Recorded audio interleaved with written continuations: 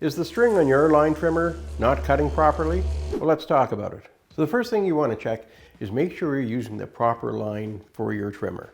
So to confirm you're using the proper size line for your trimmer, simply remove the spool and take a look on where it's stamped. It'll have the size marked right on it.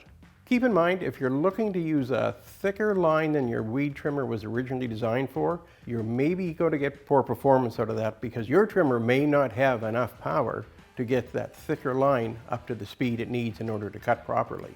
So the next thing we want to check is to make sure that the line is wound properly on the spool.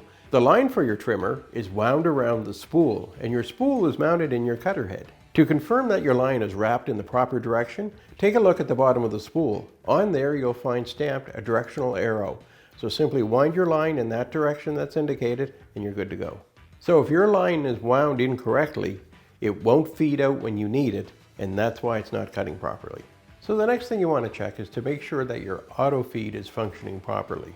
To do this, you'll want to remove your spool from your cutter head and look at the spring inside. This is part of your auto feed. You want to check the spring to make sure it's not broken or it's not weak. If it is, it'll need to be replaced. If your auto feed isn't working, then it's not going to put out the proper amount of line, which ultimately gives you poor cutting performance. So the last thing you'll want to do is check the condition of your cutter blade.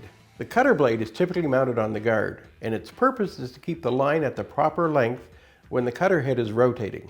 If your cutter blade is dull or broken, that means your cutting line is going to be too long. If your cutting line is too long, it's not going to be able to reach the speed it needs to cut properly.